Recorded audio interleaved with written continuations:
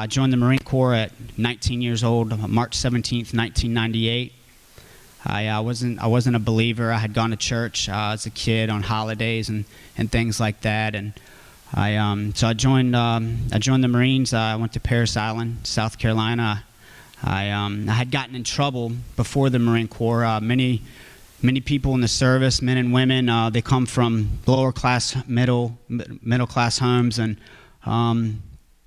and what got me into the Marine Corps is I got in trouble. I went to a juvenile boot camp, and from the juvenile boot camp, I joined the military. And I did very well in boot camp. I already knew how to march. I already knew how to PT, and so I excelled in boot camp. And I was stationed with 3rd Battalion, 8th Marines out of Camp Lejeune, North Carolina.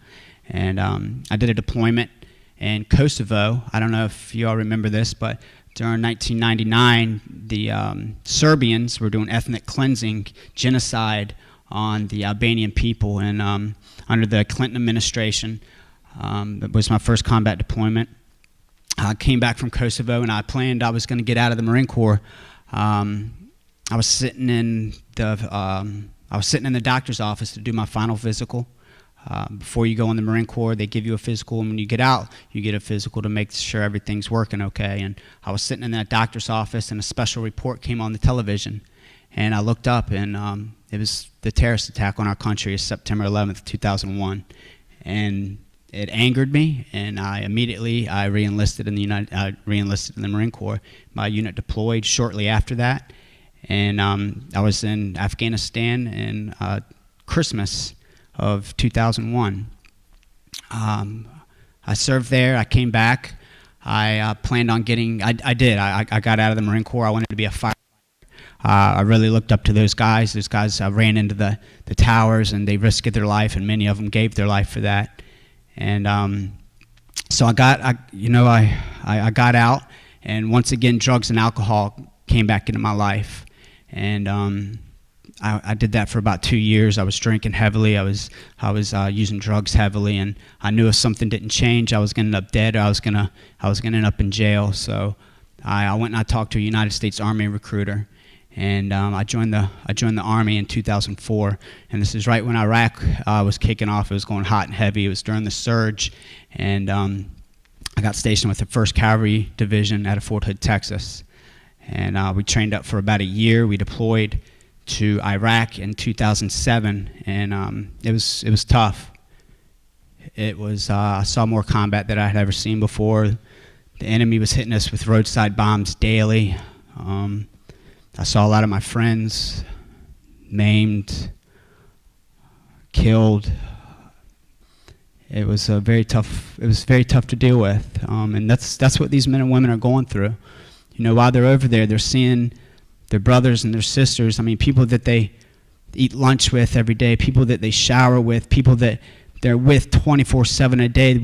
We build a relationship that I've never had with another human being. I mean, so close-knitted that it's even hard to verbalize, even closer than my own blood brothers and my blood sisters. Like, I became very close with these people, and just to see these things happen to them, it was devastating.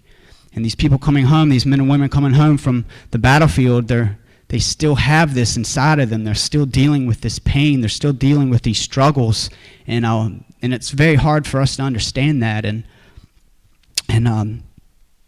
one night, I was on a mission, and the enemy was hitting our convoys during the day, so they sent us out. They sent my squad out, and we would ambush the enemy at night. And one night I was sitting behind a machine gun, and I was waiting for the bad guy. And when I say bad guys, these men are men that want us dead. They don't want the freedom. They don't want us having the freedom that we have. They don't want us worshiping the God that we worship. These men are very, very bad men, and they'll do anything to take away the freedom that we have. And one night I was sitting behind a machine gun, and somehow the communication got mixed up, and I was hit by an explosion. And this explosion that blew me about 20 feet off a berm into a canal, and while I was unconscious, my soul left my body. And this is before I was saved, and I was going through a very dark tunnel, and at the end of this tunnel was complete darkness. And when I got into this darkness, I said, is this it? Is this all I got to do with my life? And as soon as I asked that question, I was back into my body. I woke up, I was up to my chest in water. I couldn't quite speak yet, so I began to splash my arms in the water. And I heard my guys yelling for me, and they heard me splashing, and they came and they pulled me up out of the water. And when they pulled me up, I looked down, and my leg was, it was barely attached. And I was scared. And they called in a medevac, and the bird landed, and the medic on the helicopter told me, if you make it to Baghdad, you will live. And I said, okay.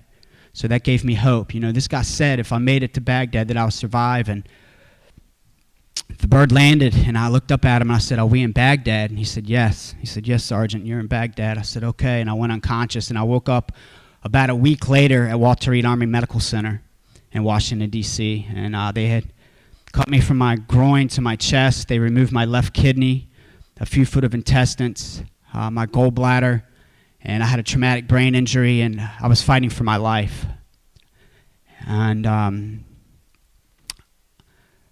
few weeks passed. My family was there, and my mother began to pray. My mother, she's the only light in my family. She is a Christian. She teaches Bible school, and she prayed for me, and she went to her church, and over 300 members of her church were praying for me. And in a year and a half, I was walking again.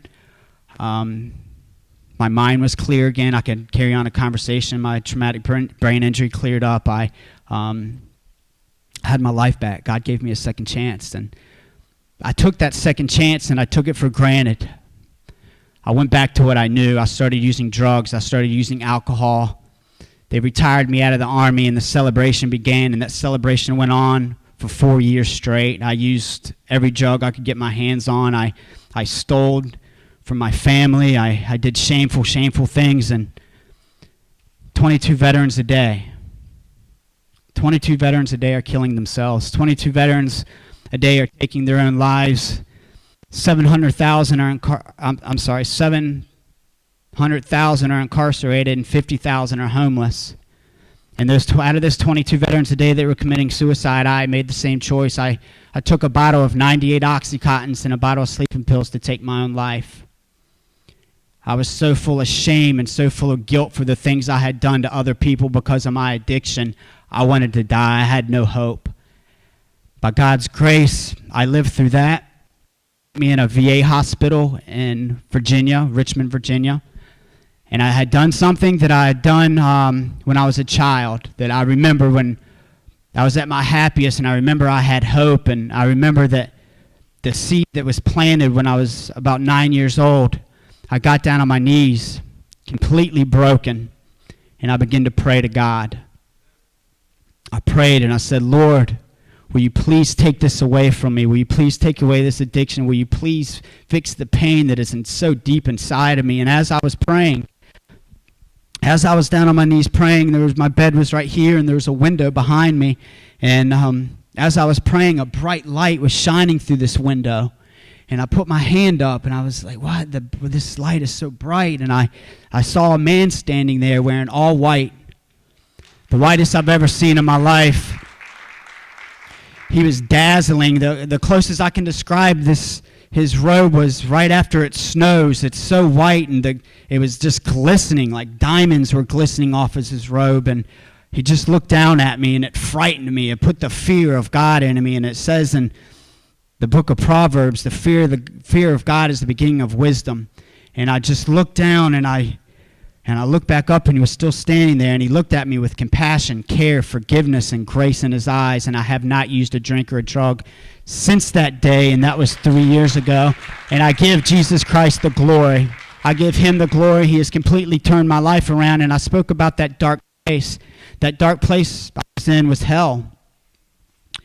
It says in the book, 2 Peter 2:17, waterless springs and mist driven by a storm. For them, the gloom of utter darkness has been reserved. That darkness is where I was. And it says in the book of Matthew, then the king said to the attendants, bind him hand and feet and cast him into outer darkness. In that place there will be weeping and gnashing of the teeth. The Lord put me through that so I would know. So I know that that hell was real, and it's a very real place. And he plucked me from that darkness, and I can't not thank him enough. And there's these veterans, the 22 a day, and the 700,000 incarcerated, and the 50,000 homeless. The answer isn't prescription drugs. The answer isn't counseling. The answer isn't putting them in VA hospitals. The answer is Jesus Christ, because many, many of them do not know it.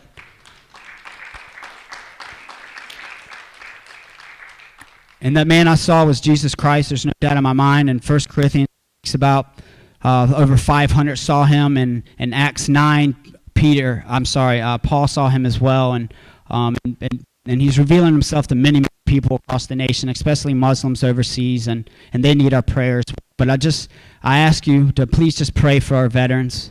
And if they don't know the gospel, please share it with them, because that's what they need. The things that they've seen and have gone through is they have so much pain and they need so much healing, and Jesus is the only way to do it. And I just want to thank Jesus, and I want to thank him publicly for doing what he's done in my life. And I want to thank you all for allowing me to share the testimony that he has done for me. And I love and I thank you all, brothers and sisters. Thank you, Pastor Wray.